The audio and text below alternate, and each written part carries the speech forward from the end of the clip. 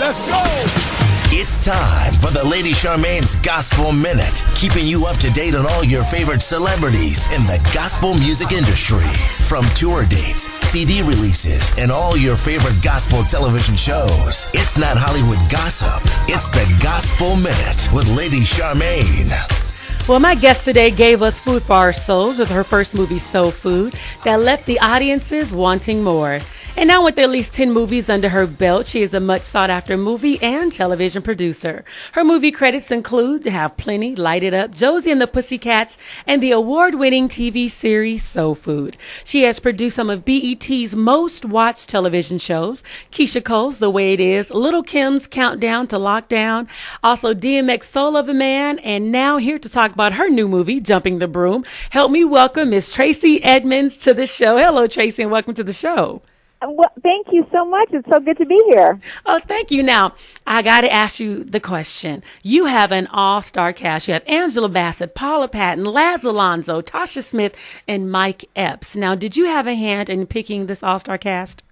Oh, yes. And, I mean, when I tell you, I have never had so much fun working on a film in my life. I mean, first of all, I've always wanted to work with Angela Bassett, and I've always had so much respect for her and what she's done in her career. And so she was the first actress that I actually personally reached out to. And so I reached out to her and gave her the script. And once she signed on, it just made it that much easier to get everybody else on board because everyone wanted to work with Angela and had so much respect for her. And so, you know, it was just like clockwork. Once Angela came in, then we got Paula, and then we got Laz, and, you know, Laz and I have been friends for years, and Paula and I have been friends for years, and it was a love fest. We all worked very, very hard on this film, but it was really a wonderful, wonderful experience.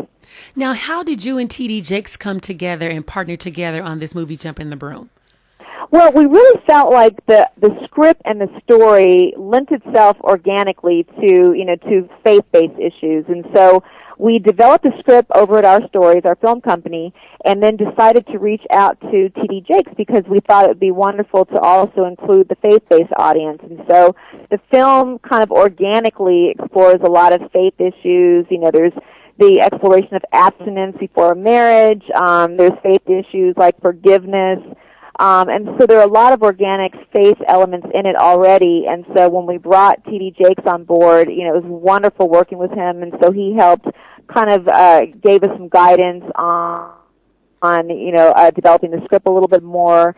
And he's also in the movie, you know, as well. And so, you know, we ended up partnering up with his production company as well. And so we kind of joined hands in doing this movie together. So, I mean, it was a really wonderful experience. He's such a strong, powerful, positive presence to have involved in any project. It was really great. Because I hear that the movie brings back morals and values in a relationship. Why do you think that message was so important for today? Well, I mean, I think, you know, all couples face challenges. And so, you know, I've been married for really once in my life, and then almost twice. I remember. Yeah, exactly. And so, you know, having been through the challenges of family dynamics and wedding politics, you know, in my life, I've always wanted to do a film that really explores these issues in a very smart and comedic way because, I mean, really a marriage is not just about the union of two people, it's the union of two families. Mm-hmm. And for a couple in love, the family issues can quite often be one of their biggest tests. And so the film explores the challenges of merging two families together and, you know, explores the test of whether a couple can really survive, you know, family issues. And I think that it's a theme and, you know, that will resonate with people of all colors, of all social classes, because, you know, anyone that's been in a relationship long enough, you know, encounters family politics at one time or another.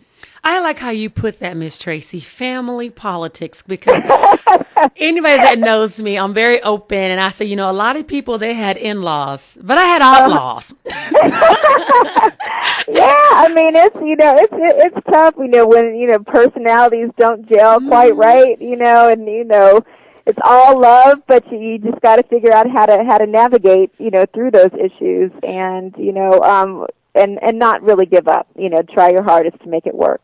Because marriage is for better or for worse. It is, and because I'm gonna tell you, my story could have been up there. When people who know my story, they crack up because it is hilarious. Like, even the wedding day, all of that could have been an absolute movie. That's why I can't wait to see the movie. Well, absolutely. I mean, I can tell you, I won't give you details, but there's a lot of me in Paula's character. And there are a lot of things that I've actually been through too. That's in that story. So but I think a lot of people will be able to relate to this. And and we really wanted to do it in a smart, classy, uplifting way.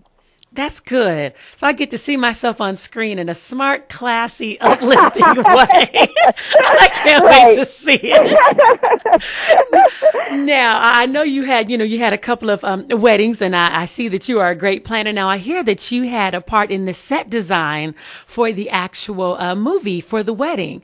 Now, did you have this vision that you wanted to see for the wedding, and is that why, or why didn't you hire a set designer? Well, like I said, there's so much in me and Paula's character and stuff. And so I had so much fun working with our director Salim Akil, who's just the most awesome, talented, smartest director that one could ever hope to work with. And so we shot up in Nova Scotia, and so the two of us, Salim and I, went up to Nova Scotia a month before the rest of the crew got up there, and we started prepping for the film. And so Salim kind of came to me and said, "Look, you're the female here. Okay, let's divide up duties. Why don't I take story and I'll take performances with the actors, and I want you to do all the visuals." And so, so I'm like, okay, great. So I had so much fun designing the wedding, and the whole look of the film was really a fun task. And so, from the wardrobe to the hair to the makeup to the set design on the house and the wedding and all that, I really had a lot of fun with. And so the colors and all that kind of stuff that you see, it's a lot from me. But it was fun. Now, speaking of wardrobe, Miss Tracey, I hear there was a mishap with the wedding dress. What happened there? Yeah, we had a tough time with wardrobe because we shot up in Nova Scotia, and wardrobe resources up there are very, very limited. Not a lot to choose from, and nothing against the J. Crews and stuff of the world, but it was hard because we were trying to do kind of an upscale look and didn't really have a whole lot to choose from up there. And so I ended up having to, I think I averaged maybe 3 or 4 hours of sleep at night at most, because after we finished with normal production issues, I was online all night, shopping online because I'm up in Nova Scotia looking for dresses and things, and then I had things shipped up to Nova Scotia from New York and from LA, and the wedding dress literally arrived one day before we had to shoot the scene because it got stuck in customs. And so I was just in a big panic, the day before we were supposed to shoot the scene. So yeah, we had a lot of challenges wardrobe-wise, but I think it all ultimately worked out. And unless you knew what was going on behind the scenes, hopefully you won't notice it on camera. You were a real producer, not just by title. You were producing. You were working. That yes, was a job. I was. Now, if you're just tuning in, we're talking to Ms. Tracey Edmonds. She's a producer of the new movie, Jumping the Broom, that's going to be in theaters this Friday. Now, I have to ask you, what is your favorite scene in the movie? I think I'd have to say, and I know you haven't seen the movie yet, but when you see the family rehearsal dinner scene, I think that is my favorite. So, there's a prayer there that's quite unique, and then there's a surprise performance that takes place during that scene. And so, okay. I think that's my favorite.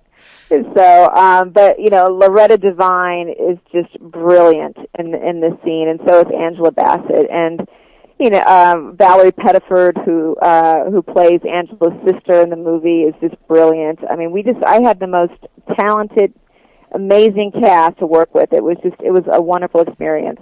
Now, one thing I like, you entitled the movie Jumping the Broom, and I wanted to know I know what jumping the broom means, but our generation today, because I jumped the broom at my own wedding also, what does jumping the broom mean for this movie and for the generation who don't understand, like my children? They didn't know what jumping the broom meant. And I'm like, you see that broom on the wall? And I had to go into the story. So can you kind of explain that a little bit?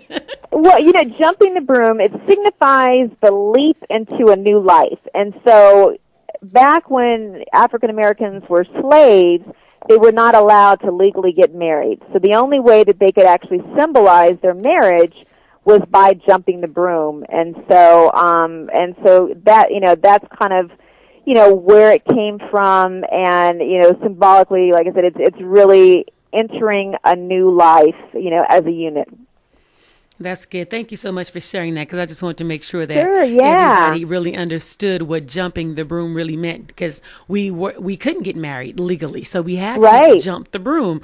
And I know that's a figure of speech people think, but it was real. That's how we were considered husband and wife. So thank you for sharing that. And absolutely. And before I let you go, I want to know what next can we expect from you, Miss Tracey Edmonds, in your production company? Well, our next film that we're developing is a film called Homecoming that I'm really excited about, and we're also doing that through Sony. And that is about 8 friends that all went to college together that go back for their college reunion. And it's about everything that happens over the course of this weekend. And we have some people that are not acting their age during this weekend, and there's a lot of drama. There's some romance, a lot of really juicy, fun stuff that happens over this weekend. And so I'm excited about this as our next movie. Now, is that going to take place? Because I went to an HBCU, I went to Grambling State, and my friends are now emailing and calling me for me to come back for Homecoming. Now, is this going to take place at a black college? Yes, you're absolutely right. Yeah, this is an HBCU college, so the cool thing is we'll have all this drama unfolding against the backdrop of one of those fabulous HBCU homecomings, where we've got the step shows and all that kind of stuff going on. Okay. So visually, it'll be a really cool movie to look at also, on top of all the drama.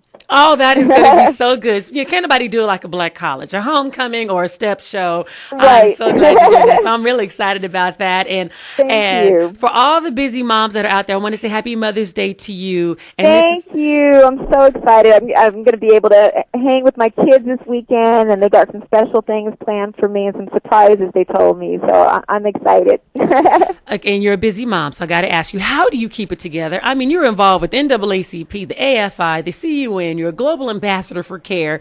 You're also working on the board of directors for I don't know how many organizations. And you're a mom and you run a company. So, Mommy, tell me, how do you keep it together? You know what? I don't have a formula. My assistant would testify that I'm constantly running late for stuff. I'm always like, okay, Amy, can you call them? Let them know I'll be there in 5 minutes. Yeah, I'm always like fighting the clock constantly. And I think the one thing that, if I have to be honest, that kind of sacrifices a little bit is the personal life. Mm-hmm. So I gotta figure out a way to carve out more time for that, because between career and kids and stuff, that probably suffers a little bit, but I got to step that up soon. Okay, well, you're beautiful, so that's not going to take long. Thank you. Well, Tracey, I want to thank you so much for coming on the show. Everybody, go see the movie Jumping the Broom. I believe it's going to be heartwarming. I believe it's going to be like another soul food, because that's one of the ones when it come on television, you have to stop what you're doing and watch it. I still do it to this day, no matter what channel it comes on. So Soulfood opens in theaters this Friday. I know Yeah, here. May 6th this weekend. Okay, thank you so much. Thank you so much for talking with me. Have a good day. You are so welcome. Bye-bye. Okay, bye-bye.